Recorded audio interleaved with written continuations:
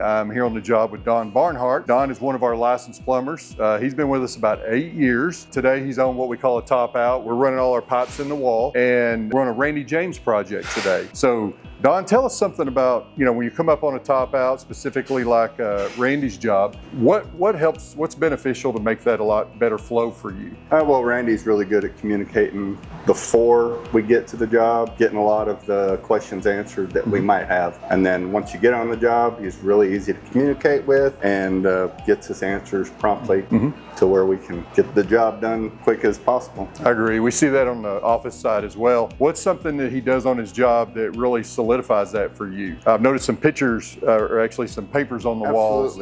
Yeah, tell me about that, what those are. Well, he gives us the cut sheets for the cabinet drawings, gives us good locations of our centers for our sinks, and gives us good layouts for our showers. A lot of builders don't do that. Why is that so important on a project for a plumber? Why is that important? I mean, we're not building the cabinets. Why is that important for us? Well, to me, it kind of gives me a mental picture of what I'm going to be looking at on trim out. Make sure we make it easier on our trim guys. So when you say get the sinks hooked up, what's something that could happen if we didn't have those? What do you run in on that trim out when you're going to set the fixtures and maybe we didn't have the cabinet drawings, or maybe somebody didn't communicate well? What happens when you open up that sink cabinet? Well, a lot of times it'll be pretty far off center. You have to do offsets, or maybe a water line in the other cabinet cell. So we definitely don't want that stuff. Like I said, as close to center as we can. Not necessarily perfect, but make it easier and quick on the trim out. I know you've been with us for 8 years. How long have you been plumbing? I've been plumbing since 1997. Started out in Colorado and came back here and have been working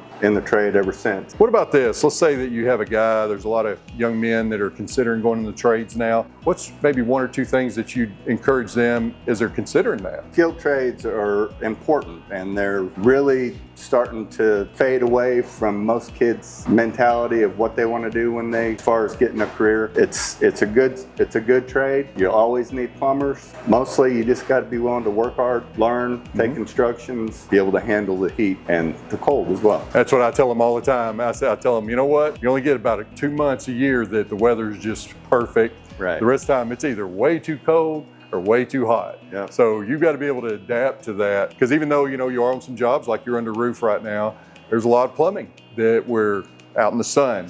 There is no cover, cold, it's rainy, it's windy. There's so many elements that we have to face out there, and while we're building a house and plumbing a house. So it's an interesting trade. All right, Don, thanks for visiting with me on the job. As always, man, I'm so appreciative for everything that you do with our company, and just thank you for being a part of our team. Appreciate you a bunch. Thank you, sir. All right.